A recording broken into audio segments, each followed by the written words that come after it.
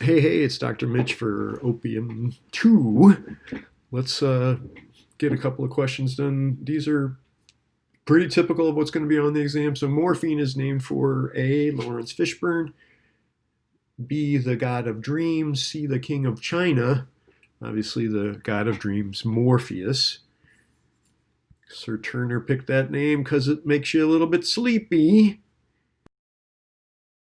And then the Opium Wars were fought by, is it China against Japan, Siam against China, or Thailand against France? All right. None of these are right. So sorry about that. Bad item. The Opium Wars were fought by China against the United Kingdom. So I got to fix that one. Sorry, guys. Bottom line, Siam is Thailand, and Thailand and France have a complicated relationship, but no, these guys weren't involved. It's just China and the United Kingdom. All right, again, I know this is in the book. This is what IV drug use looks like. It really are going for the vein there. Folks did skin pop opiates, and other heroin users were basically berate them for wasting it. Again, I'm eager to get folks off the IV drug use if they're willing to move to smoking opium or heroin. It's obviously a whole lot better, but the underground market is just no place for this. This is a rough deal. Uh, we'll get into it more when we talk about treatment. So the prescription opiates, just kind of want to separate some of these and make sure you can just kind of recognize them when you see them.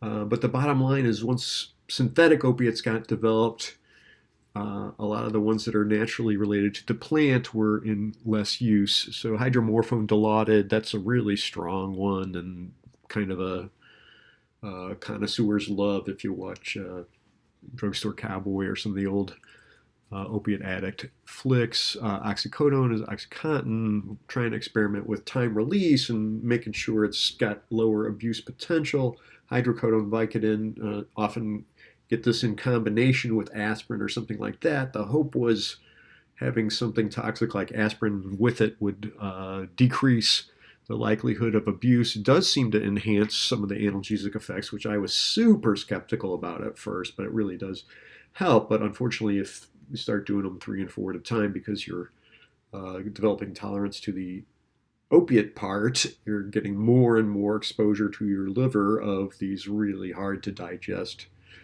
other analgesics.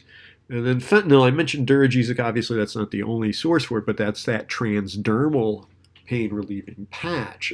This was designed to have relatively lower abuse potential. My poor grandmother fell asleep with the heating pad on hers and ended up higher than, oh man. But the opportunity to create a pain relief substance that would be lower risk for abuse was there, and unfortunately people just take the gel out, and somebody injected the gel recently, which I can't fathom. And then when fentanyl is available on its own, sometimes people don't know, they confuse it for heroin. So in Rhode Island a few years ago there was a big deal where there was fentanyl going around that everybody thought was heroin, and people were ODing just left and right. It's markedly stronger, and the lethal dose is lower. So this is a real problem. I mentioned codeine separately just because that one actually is still from the opium pods. You usually get them unripe and kind of go for a different molecule. It's not the big painkiller that some of these other ones have a reputation for, and yet its addictive potential seems certainly consistent. So those Tylenol 3s and things like that that have some codeine in there when you go to the dentist or something like that, I mean, if you don't need them, don't take them. It's really astounding, and we'll get into the acute effects. But the constipation alone, if you are going to take them, get yourself a bag of prunes when you pick them up. So yes, many opiates are available, as I just mentioned there. The illicit use of prescription opiates has tripled in the last 15 years, and that is still true today. So we're definitely trying to level off, but compared to 20 years ago, this is startling. Now I have to take the blame a little bit because I was pretty outspoken about folks who were undertreated for pain, in that you couldn't even get an opiate like post-surgery unless you were just in utter agony and had done something really severe like open heart or something like that, which is kind of inhumane. That said, I didn't anticipate folks were just going to get cut off from them quite so rapidly. And then there's not a lot of pain control training. So the cognitive behavioral approaches for pain are actually absurdly effective if you do them with a little bit of persistence, but I guess that was too much to ask of people. Oxycontin is crushed and snorted or injected. Well, not anymore, I'm hoping, but bottom line was they tried to create a kind that has these little capsules that have those encircled pieces, so they're less likely to be snorted or injected. You're essentially wasting them if they're those little round balls, and basically just creating a placebo effect. That said, this is rough, and it was designed for oral administration. So don't put anything up your nose. Like that's just so to inject those is a real high risk invitation for overdose. And then use of prescription opiates in high school has increased. So I don't have the most recent data here, but let's take a look. Just up through 2004, we saw it keep going. Tried to level off around 2010, and then the last 10 years, it's just really been bad. And I don't understand why word has not gotten out about this. If you've got your younger sibs and you can get their ears, this is not a toy. This is not a drug that they want to go anywhere near. And truth be told, you develop tolerance really rapidly. Yeah, maybe it's going to be fun the first time, but after a while, the duration is really short, and then the constipation, which nobody talks about, is just really a drag. And they're, save them for when you're actually in legit pain. So designer heroin, this has been very strange because the underground market is doing all it can to basically get any kind of synthetic process, because obviously if you don't have to rely on plants, you can just get the precursors. Now the crackdown on the industrial precursors to any of the opiates is really big. And then illicit production. I mean, you're going to trust some guy who, got a C in intro chem to run these kinds of things. It's pretty scary. So fentanyl was called China White, at least when it first came out, and it's much more potent than heroin, as I mentioned. That's why we saw all those overdose deaths in Rhode Island a few years ago. Unfortunately, basically any heroin that looks white now gets labeled, oh, it's China White, oh, it's China White. So now you don't know, is it the synthetic opiate fentanyl? Is it just some bad marketing for heroin? Obviously, this is the plight of the underground market. If don't need it, obviously don't need to use it. And then these errors in synthesis, basically there were certain molecules that were not being created correctly in these underground markets. And so you'd start to see these Parkinsonian symptoms, this shaking. I'll be the first to admit that that's relatively rare today, but you do still see it in about 1% of folks who are in the underground market. And it's just, it's a big price to have to pay for an opiate addiction. Well, what's up with pharmacokinetics? As you'd guess, different routes of administration create different rates of absorption and big impacts. So orally administered prescription opiates still the most common use, and across, again, all the, okay, I'll admit, like people who are unemployed and male and stuck in a rural area are at extra risk here. But anybody, it's the neuron. Like just because your parents have money or you're smart doesn't mean you can't get strung out on these kinds of things. Inhalation, smoking, and then the intranasal snorting is a mess. So inhalation is probably going to be a little bit faster even than the injection. The intranasal, you can fight about it, but basically it's not as fast as inhalation or the IV injection. Subcutaneous, we alluded to. Intramuscular opiates, just again a faster absorption than subcutaneous, but not as fast as mainlining. And then finally going right into the vein. Again, wow, to shoot something right into a vein is that's a pretty serious decision, and not one I would recommend. And so then what's the deal with the distribution? Well, okay, it's going to go to the blood supply eventually, either through the GI tract if you've swallowed it, through muscles gradually having it leak into the capillaries, and eventually it's going to have to reach the blood-brain barrier. Oddly enough, the blood-brain barrier is really instrumental in how the different opiates have their impact. So heroin reaches the brain more rapidly than morphine, basically can pass through that blood-brain barrier quickly, but then gets turned into morphine once it crosses there. So part of why morphine isn't as strong as heroin is that heroin goes through the blood-brain barrier quicker, but then it turns into morphine once it gets in there. I just thought that was a curious pharmacological predicament. And then most opiates are metabolized in the liver. Yeah, far and away, most of it is done, but you're going to get excretion in the urine. It does not have a detectable, at least urine screen, in as little as 4 days, which is kind of ironic. So folks who could use, say, a moderate dose of cannabis for pain but don't want to test positive turn to the opiates and then know if they get a warning, they've got 4 days to get it out of their system instead of 30. This is just not a good way to run a country. What can I say? But yeah, they're metabolized like a lot of other drugs. So what's the deal with the mechanisms of action?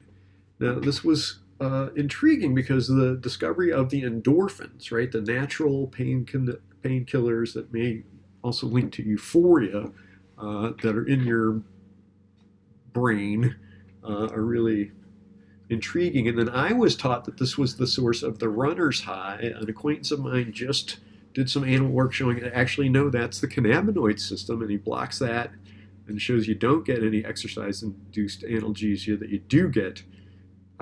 If you block the cannabinoid system, basically that's what's going on here, not what we thought years before. Naloxone does block morphine and blocks the endorphins, but the cannabinoid system is involved as well. This is an intriguing story of how folks did it. It was a lot of animal work, but it was often done with basically pig brains that this guy got from a slaughterhouse. But then, yes, the opiates have their own receptor, and there are at least 3 types, and they each have, Greek letters and stuff like that. It looks like salvia's hallucinogenic properties works through one of the opiate receptors, which really blew my mind. But yeah, finally in the mid-70s, we were pretty clear there was an endogenous morphine, and they called it endorphin. You can see how putting those words together got to that. And yeah, opiates act on this endorphin type system. You can see why, though, if you crank that up artificially time and again, your body's going to react by either decreasing the number of receptors or altering metabolism, or mentioned before, some classically conditioned efforts of your body to sort of go in the opposite direction. And then that's why withdrawal is so odd and sometimes so severe, is that you're literally not only as sensitive to pain as you were before, but even more so, your body is kind of overcompensating in the presence of the cues. So what do these endorphins do? Well, they're a natural pain relief system, and some data suggesting acupuncture probably works in the same way, at least for the analgesic effects. So I was watching a film of a surgery done with a woman had a tumor on her neck, and they had just used acupuncture for the analgesia. And then if you have naloxone first, this really does get blocked. So cold pressor, usually an opiate will make it so you could put your hand in a cold ice water bath for a pretty long time. But if you have naloxone first, it's blocked. And pretty clear that this is at least part of the mechanism.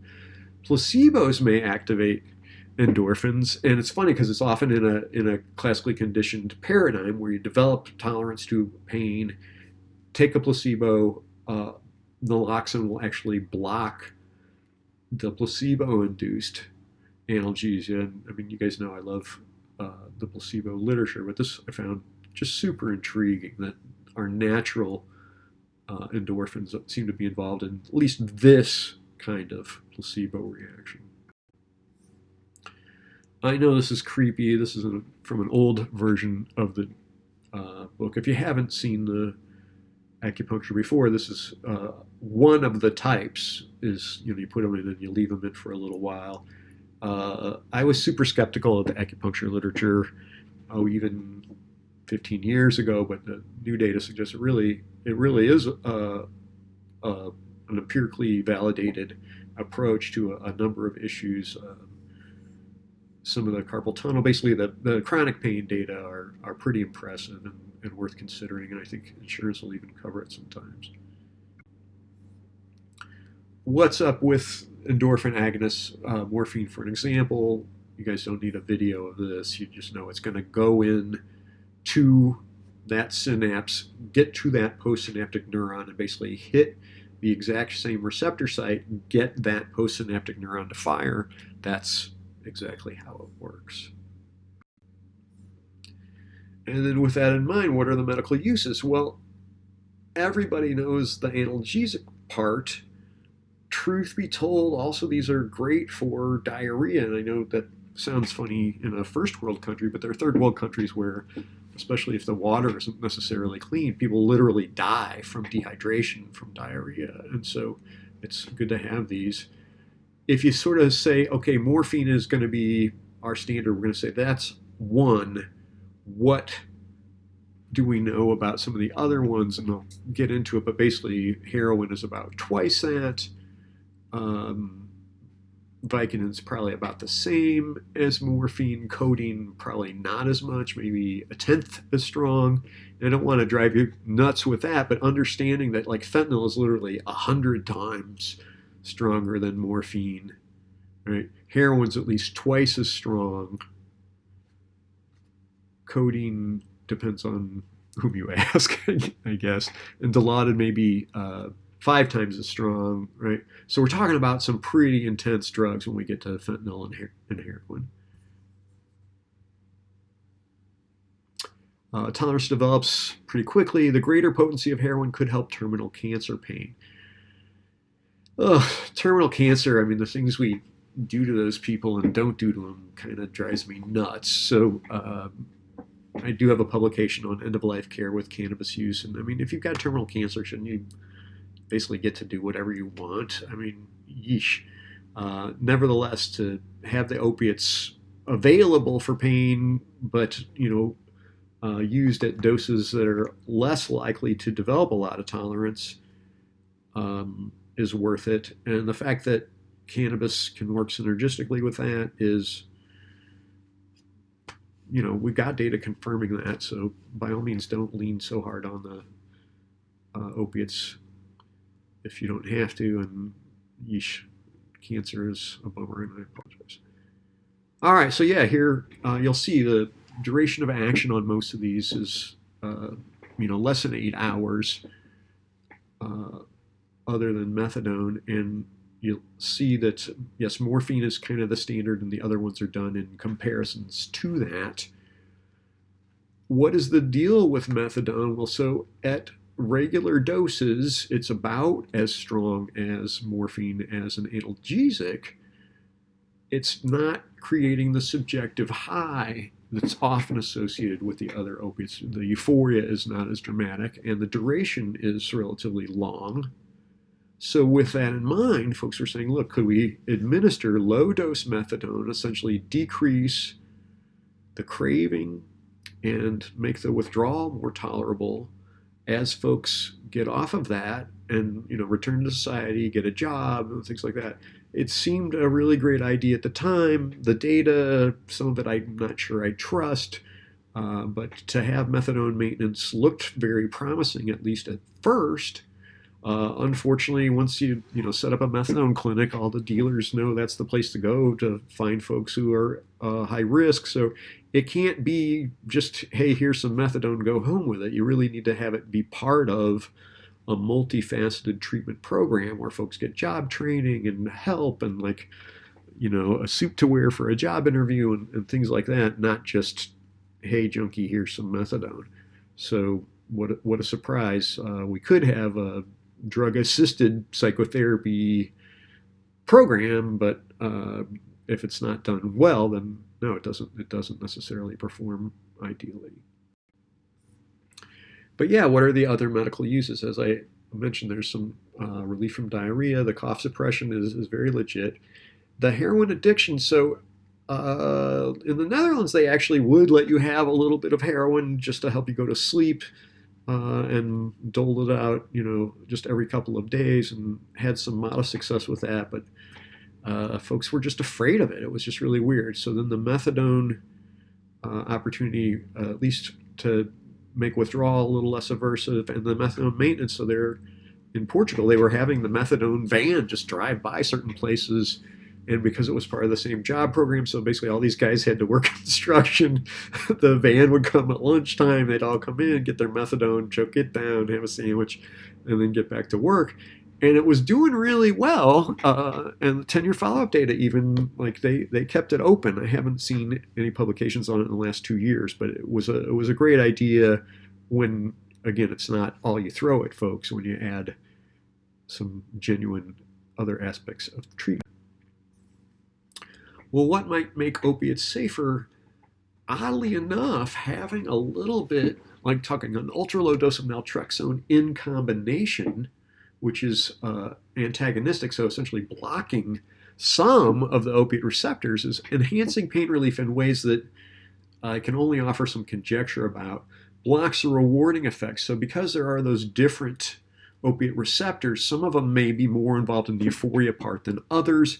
And so with naltrexone at these low doses, the opiates don't create the happy side, which then makes them less likely to be abused, reduces severity of withdrawal, slows the development of tolerance. So this oddball combination of, say, a Vicodin with a little naltrexone is an intriguing opportunity for us to have the analgesia without the euphoria, and maybe have this become a safer way to address pain.